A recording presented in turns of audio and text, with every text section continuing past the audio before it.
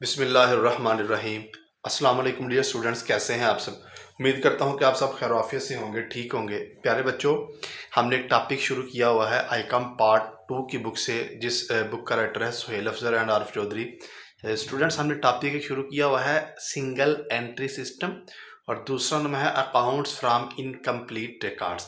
बेटा जी, इसके हमने 9 क्वेश्चंस कर लिए हैं। आज के इस लेक्चर में इंशाअल्लाह अजीज हम क्वेश्चन नंबर 10 को डिस्कस करेंगे।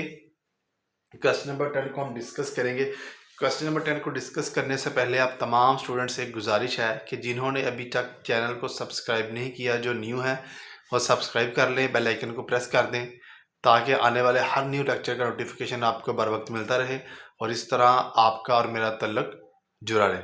और लास्ट पे कमेंट सेक्शन में अपनी कीमती राय का इजहार ज़रूर कीजिएगा।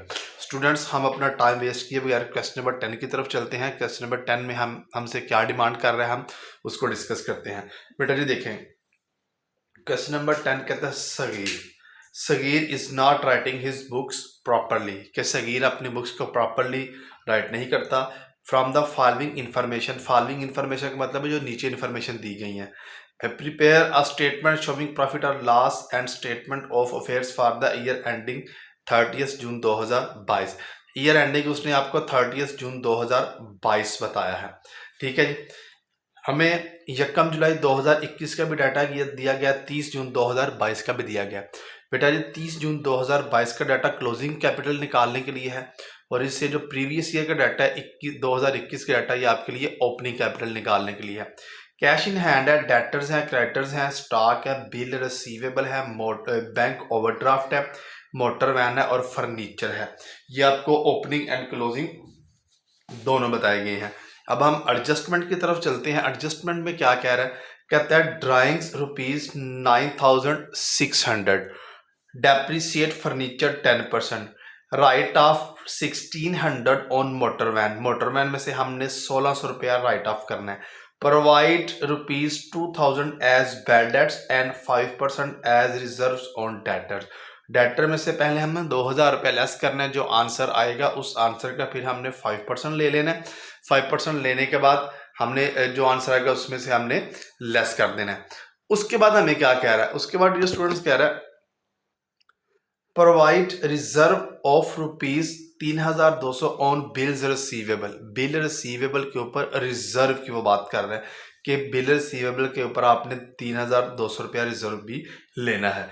ये हमें एडजस्टमेंट बताई गई हैं। हमसे उसने डिमांड किया है कि आपने क्या निकालना है, net profit for the year निकालना है। देखिए जी, हम सबसे पहले ओपनिंग कैपिटल की मदद से हम क्या करते हैं, अपना ओपनिंग डाटा की मदद से हम अपना ओपनिंग कैपिटल निकाल लेते हैं। देखिए जी, सबसे पहले बेटा जी हमें बताया गया है cash in hand. Cash in hand की वैल्यू है 1,800 रुपया। हम लिखते हैं, सबसे पहले हम लिखने लगे हैं अपने पास कैश इन हैंड। देखिए जी, ये बेटा जी हमारे पास है कैश इन हैंड 1,800 रुपया। फिर बेटा जी हमें बताया गया है डेटर्स। डेटर्स की वैल्यू है 45,600। हम यहाँ पे लिख लेते हैं अपने पास डेटर्स 45,600। फिर बेटा हमें बताया गया है क्राइटर्स। क्राइटर्स हमारी लाइबिलिटी होती हैं, हम क्राइटर्स को लाइबिलिटी के अंदर लिख लेते हैं। वो बताए गए हैं 62,400 रुपीज। फिर बताया गया है स्टॉक। स्टॉक हमारा एसेट है, हम स्टॉक को बेटा जी एसेट्स के अंदर लिख लेते हैं। स्टॉक की वैल्यू बताएगी 66,800, हमने लिख लिया। फिर बताया गया है बिल्स रिसीवेबल। बेटा जी बिल रिसीवेबल भी हमारा एसेट होता है, वो बताया गया है 61,000, हमने लिखा है जी बिल रिसीवेबल 61,000 रुपीज। फिर बेटा बताया गया है बैंक ओवरड्राफ्ट 81,600, ये हमारी लाइबिलिटी होती है। हम यहाँ पे लिख लेंगे जी बैंक ओवरड्राफ्ट। बैंक ओवरड्राफ्ट बेटा 81,600 रुपीज बताया गया। फिर बताया गया मोटर वैन 8,400 रुपया। हम यहाँ पे एसेट साइड पे लिखेंगे जी मोटर वैन 8,400 रुपया। फिर बेटा बताया गया है फर्नीचर 6,800, हम फर्नीचर लिख लेंगे। ये देखेंगे, हम फर्नीचर लिख लेते हैं, फर्नीचर 6,800। इसके अलावा हमें ओपनिंग कैपिटल निकालने के लिए कोई चीज भी नहीं बताई गई, तो हम सिंपल क्या करेंगे, एसेट साइड का टोटल करेंगे, उसका टोटल दोनों साइड्स पे लिख देंगे। देखिए टोटल करते हैं, 1800 प्लस कर देंगे 45,600, 66,800 प्लस 61,000। फिर बेटा जी हम प्लस करेंगे 8400 प्लस 6800, तो ये हमारे पास आ गया 1,90,400। 1,90,400 हम एसेट्स में भी लिखेंगे, 1,90,400 हम लाइबिलिटीज में भी लिखेंगे। फिर इस 1,90,000 में से हम लेस कर देंगे 81,600, फिर लेस करेंगे 62,400, तो आ जाएगा 46,400 रुपीज हमारे पास कैपिटल आ गया। 46,400 बेटा जी हमारे पास आ गया है कैपिटल। इसको हम नाम देंगे ओपनिंग कैपिटल का। ये हमारे पास है जी बैलेंसिंग फिगर्स। ये हमने ओपनिंग कैपिटल निकाल लिया है 46,400 रुपया। अब हम बेटा जी हम निकालेंगे अपना क्लोजिंग कैपिटल। क्लोजिंग कैपिटल निकालने के लिए भी उसने हमें डाटा दिया हुआ है, तो हम स्टेटमेंट बनाएंगे क्लोजिंग स्टेटमेंट ऑफ अफेयर्स। तो उसकी वजह से हम क्या करेंगे, अपना ये निकालेंगे। सबसे पहले हम लिखेंगे जी कैश इन हैंड। हम क्लोजिंग कैपिटल निकालते हैं जी, सबसे पहले हम क्या लिखेंगे, कैश इन, ये देखिए कैश इन हैंड वो है 5,600, हमने लिख लिया। फिर बेटा जी में बताए गए हैं डेटर्स, ये बताए गए हैं 42,800। यहाँ पे क्यों लिखा है, इसमें लिखने की वजह क्या है, इसमें लिखने की वजह ये है कि हमने डेटर्स के ऊपर 2,000 रुपया बैड डेट्स रिकॉर्ड करने हैं और साथ 5% प्रोविजन भी लेनी है। अभी हम लेते हैं जी, देखें सबसे पहले बेटा जी हम पहली एडजस्टमेंट इसके ऊपर रिकॉर्ड करेंगे, less bad debts. Bad debts कितने हैं जी, 2,000 रुपीज। हमने बैड डेट्स रिकॉर्ड किया कैसे, देखें जी 42,800 लेस कर देंगे 2,000 रुपीज, तो यार 40,800 रिमेनिंग अमाउंट ये लगे। फिर इसमें से लेस करेंगे प्रोविजन, उसने आपको बोला है प्रोविजन फॉर बैड डेट्स भी आपने रिकॉर्ड करने हैं। प्रोविजन कैसे लेंगे, इस आंसर के ऊपर लेनी है। 40,800 मल्टीप्लाई बेटा जी 5% प्रोविजन है, तो हम इसका 5% ले लेंगे, इसी का ले लेंगे। 40,800 मल्टीप्लाई 5 डिवाइडिंग बाई 100, तो ये आ जाएगा 2,040 रुपये। 2,040 रुपये हमने यहाँ से लेस करने हैं। 40,800 माइनस 2,040 लेस करेंगे तो ये आएगा 38,760 रुपये। हमारे पास जो रिमेनिंग अमाउंट रह गई वो 38,760 रुपये रह गई। उसके बाद बेटा जी देखें, उसके बाद हमें क्रेडिटर्स बताए गए हैं, हम यहां पे लिखते हैं क्रेडिटर्स। उसकी वैल्यू बताई गई है 56,800 रुपया। फिर बेटा हमें स्टॉक बताया गया, स्टॉक हमारा एसेट है, हम स्टॉक को एसेट्स में लिखेंगे। स्टॉक की वैल्यू बताई गई है 74,800 रुपया। फिर बेटा जी हमें बिल रिसीवेबल बताया गया है कितने का, 57,600 का। हम यहाँ पे लिखेंगे बिल रिसीवेबल 57,600। इसको यहाँ पे क्यों लिखा है, इसको लिखने की एक वजह, वो वजह क्या है बेटा, उसने आपको बताया हुआ है कि provide reserve of ₹3,200 on bill receivable, के बिल रिसीवेबल के ऊपर आपने 3,200 रुपये रिजर्व लेना है। रिजर्व का मतलब है कि इसमें से आपने 3,200 लेस कर देना है। हम लेस कर देंगे रिजर्व कितना, 3,200 रुपया। ये देखिए 57,600 माइनस 3,200, तो ये आ जाएगा 54,400 रुपया। 54,400 हमारे पास रिमेनिंग अमाउंट रहेगा। उसके बाद बेटा जी हमें बैंक ओवरड्राफ्ट बताया गया है 78,400। बैंक ओवरड्राफ्ट हमारी लायबिलिटी होती है, हम यहाँ पे लिखेंगे जी बैंक ओवरड्राफ्ट 78,400। फिर बेटा जी हमें मोटर वैन बताया गया है, मोटर वैन की वैल्यू उसने बताई है 8,400। हमने यहाँ पे क्यों लिखा, इसको लिखने की भी एक वजह, वो वजह यह है उसने आपको बोला हुआ depreciate furniture 10%, write off 1,600 on motor van. Motor van में से हमने 1,600 रुपया लेस करना है। हम इसमें से लेस क्या करेंगे, देखें लेस करेंगे राइट ऑफ। आप राइट ऑफ भी लिख सकते हैं, आप इसके अंदर डेप्रिसिएशन भी लिख सकते हैं। वो आपको बताई गई है 1,600 रुपीज, हम इसमें से लेस करते हैं 8,400 माइनस 1,600, तो ये आ जाएगा 6,800 रुपया। हमारे पास जो रिमेनिंग अमाउंट मोटर वैन रहेगा 6,800 रुपया। उसके बाद बेटा जी हमें बताया गया है फर्नीचर।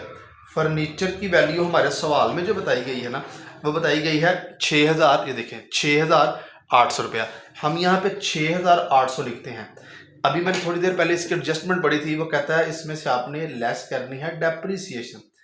डेप्रिसिएशन का बेटा जी उसने आपको क्वेश्चन के अंदर रेट बताया है 10%।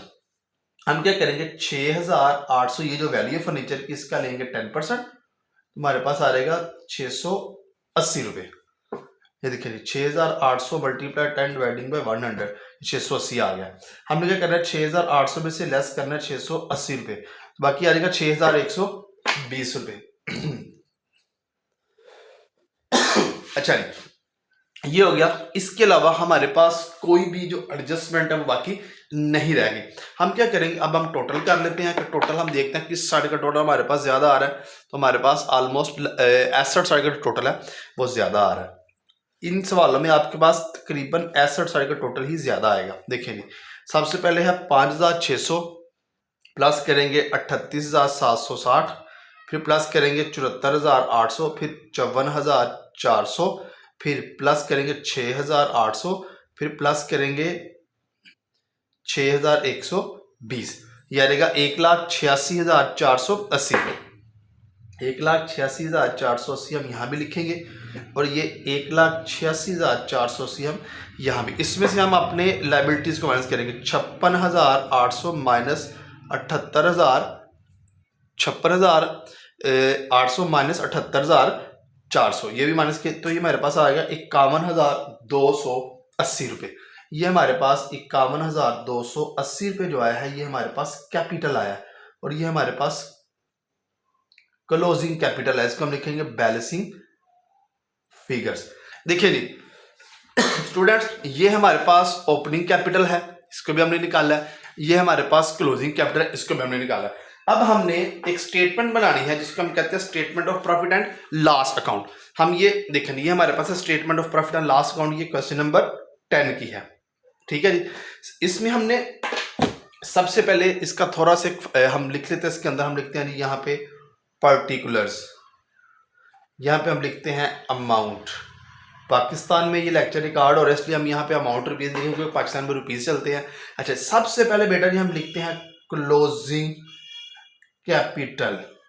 क्लोजिंग कैपिटल ये निकाला है 51,280 रुपये, 51,280 रुपये। इसमें ऐड करते हैं बेटा जी हम ड्राइंग्स। ड्राइंग्स हमारे क्वेश्चन में बेटा बताई गई हैं, देखें ड्राइंग्स उसने सवाल में बताई गई हैं 9,600 रुपये ड्राइंग्स है। हम 9,600 रुपया क्या करेंगे इसके अंदर ऐड कर देंगे। हम ऐड करते हैं तो हमारे पास क्या आता है, देखें 51,280 जमा 9,600, 60,880 रुपये, 60,880 रुपये। बेटा जी हमारे क्वेश्चन के अंदर फ्रेश कैपिटल नहीं बताया गया, नहीं बताया गया तो इसको ही आप एडजस्टेड कैपिटल कह सकते हैं, या इसमें से आप एक काम और कर सकते हैं, लेस कर सकते हैं फ्रेश कैपिटल, तो इसको आप लिख दें 0, तो आंसर फिर यही आ जाएगा 60,880। इसको हम कह देंगे ये हमारे पास है जी एडजस्टेड कैपिटल। बेटा जी इसमें से फिर हमने लेस करना है ओपनिंग कैपिटल। ओपनिंग कैपिटल कितना है सवाल में, ये भी देख लेते हैं। अभी हमने कैलकुलेट किया है जी ओपनिंग कैपिटल, वो कितना कैलकुलेट किया है, 46,400 रुपया। हम यहाँ लिखेंगे 46,400। हमने क्या किया 60,880 में से लेस कर दिया 46,400, तो ये हमारे पास आ गया 14,480 रुपये। बेटा जी ये हमारे पास आ गया है नेट प्रॉफिट। नेट प्रॉफिट हमारे पास आ गया है 14,480 रुपये। अगर आपको मैं बुक दिखाऊं तो बुक के ऊपर भी बेटा जी आपका जो profit made for the year है वो भी 14,480 रुपये है। तो हमारा आंसर भी जो आया है वो 14,480 रुपये है। उम्मीद करता हूं कि आप तमाम स्टूडेंट्स को क्वेश्चन नंबर 10 की बहुत अच्छे से समझ आ गई होगी। अगर किसी स्टूडेंट को नहीं समझ आई तो बेटा आप कमेंट सेक्शन में पूछ सकते हैं, इंशाल्लाह आपको वहां पे आंसर दिया जाएगा। अगर आपको फिर भी समझ नहीं आती तो मेरा नंबर लिखा हुआ है डिस्क्रिप्शन के अंदर, आप उस नंबर पे कॉल करके व्हाट्सअप करके आप पूछ सकते हैं, इंशाल्लाह आपको समझाया जाएगा। मिलते हैं एक न्यू लेक्चर के साथ, तब तक अपना बहुत सा ख्याल रखिएगा, दुआ में याद रखिएगा। अल्लाह हाफिज़।